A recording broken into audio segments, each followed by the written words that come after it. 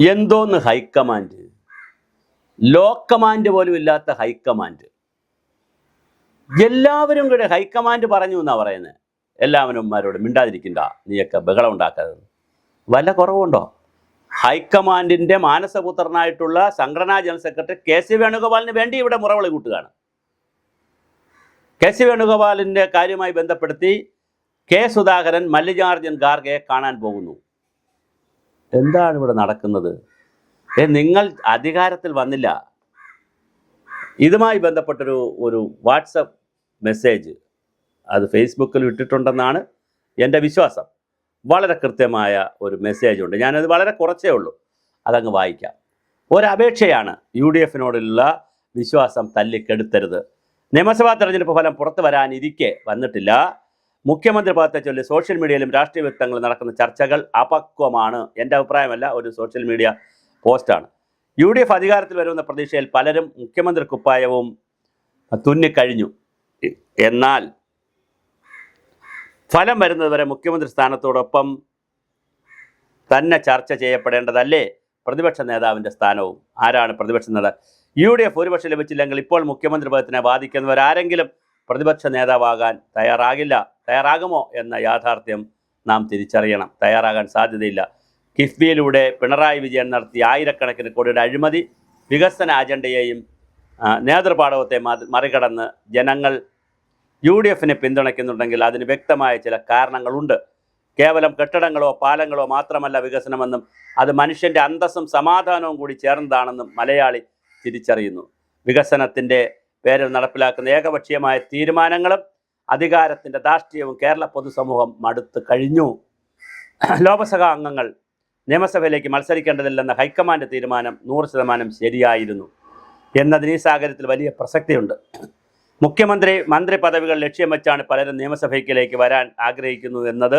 എന്നാൽ മന്ത്രിസഭ രൂപീകരിക്കാനുള്ള ഭൂരിപക്ഷം ലഭിച്ചില്ലെങ്കിൽ ജയിച്ചു വരുന്ന എം പിമാർ വീണ്ടും നിയമസഭാ അംഗത്വം ഉപേക്ഷിച്ച് തങ്ങളുടെ സുരക്ഷിതമായ എം പി ലാവണങ്ങളിലേക്ക് തന്നെ തിരിച്ചു പോകുമെന്ന് ഉറപ്പാണ്. മുഖ്യമന്ത്രി പദത്തിന് നിയമസഭയിൽ അനുയോജ്യരായവരില്ല എന്ന സാഹചര്യം ഇന്നില്ലാത്തതിനാൽ അത്തരമൊരു കീഴ്വഴക്കം അടിച്ചേൽപ്പിക്കുന്നത് തുടർച്ചയായ ഉപതെരഞ്ഞെടുപ്പുകൾക്ക് വഴിതെളിക്കും. 2021 എം പി സ്ഥാനം രാജിവെച്ച് നിയമസഭയിൽ മത്സരിച്ച പി കെ കുഞ്ഞാലിക്കുട്ടിയുടെ തീരുമാനം ജനങ്ങൾക്കിടയിൽ വലിയ വിമർശനമാണ് ഇടയാക്കിയത് നാം കണ്ടതാണ്.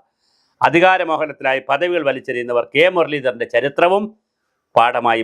KPCC പ്രസിഡന്റ് സ്ഥാനം രാജിവെച്ച് മന്ത്രിയാകാൻ പോയ മുരളീധരന് 6 മാസത്തിനുള്ളിൽ നടന്ന ഉപതെരഞ്ഞെടുപ്പിൽ ജയിക്കാൻ കഴിഞ്ഞില്ലെന്ന് മാത്രമല്ല, അദ്ദേഹത്തിന് വേണ്ടി സീറ്റ് ഒഴിഞ്ഞുകൊടുത്ത സിറ്റിംഗ് സീറ്റും കോൺഗ്രസിന് നഷ്ടമായി. ഇത്തരം രാഷ്ട്രീയ പരീക്ഷണങ്ങൾ സർക്കാരിൻ്റെ വിശ്വാസ്യത തുടക്കത്തിലെ തകർക്കാനും ജനങ്ങൾക്കിടയിൽ അതൃപ്തി ഉണ്ടാക്കാനും മാത്രമേ സഹായിക്കുകയുള്ളൂ. ഈ തെരഞ്ഞെടുപ്പ് യു ഡി എഫ് വിജയിക്കുകയാണെങ്കിൽ അത് കഴിഞ്ഞ 10 വർഷക്കാലത്തെ പിണറായി വിജയൻ്റെ സർക്കാരിൻ്റെ ദുർഭരണത്തിൻ്റെ ബാക്കിപത്രമായിരിക്കും. ഭരണവിരുദ്ധ വികാരം വോട്ടായി മാറുമ്പോൾ അതിൻ്റെ ക്രെഡിറ്റായി ചക്കളത്തെ പോരാട്ടം നടത്തുന്നവർ ഒരു കാര്യം ഓർക്കുക: ഈ വിജയത്തിൻ്റെ യഥാർത്ഥ അവകാശികൾ 10 വർഷം പീഡനം അനുഭവിച്ച ലക്ഷക്കണക്കിന് മലയാളികളാണ്, അല്ലാതെ നിങ്ങളല്ല. സാമ്പത്തികമായി തകർക്കപ്പെട്ട പാർട്ടി അണികളെ കുത്തിനിറച്ച് നിലവിലുള്ള സർക്കാർ സംവിധാനത്തെ പൊളിച്ചടുക്കി പുതിയൊരു സർക്കാർ സംവിധാനത്തെ നയിക്കുവാൻ എന്നത് അടുത്ത സർക്കാരിന് നേതൃത്വം കൊടുക്കുന്നവർക്ക് അതീവ ദുഷ്കരമായിരിക്കും. മുൻകാല വീഴ്ചകൾ പരിഹരിക്കാനോ തിരുത്താനോ ശ്രമിച്ചാൽ അക്രമ പാരമ്പര്യം കൈമുതലാക്കിയ ഒരു പ്രതിപക്ഷത്തെയായിരിക്കും യു ഡി എഫ് മന്ത്രിസഭയ്ക്ക് നേരിടേണ്ടി വരിക. ഇങ്ങനെ നീണ്ടു പോവുകയാണ്. ഏത് കോൺഗ്രസ്സുകാരൻ മുഖ്യമന്ത്രിയായാലും പാർട്ടിക്കുള്ളിൽ അനൈക്യമുണ്ടാകുന്നത് പെട്ടെന്ന് തന്നെ സർക്കാരിനെയും കോൺഗ്രസിനെയും ജനങ്ങൾ കൈയഴിയുന്ന അവസ്ഥയിൽ എത്തിക്കാം.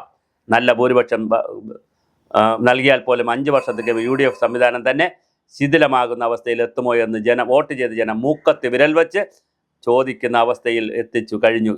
സോഷ്യൽ മീഡിയ നടത്തിയ നാണം കെട്ട കളികൾ നാം കണ്ടുകൊണ്ടിരിക്കുകയാണ്. ഈ തെരഞ്ഞെടുപ്പിൽ ഒരു ട്രംപിംഗ് മെജോറിറ്റി യു ഡി എഫിന് ലഭിക്കുന്നുണ്ടെങ്കിൽ അത് ജനങ്ങൾക്ക് കോൺഗ്രസിലും യു ഡി എഫിലുമുള്ള വലിയ വിശ്വാസത്തിൻ്റെ അടയാളമാണ്.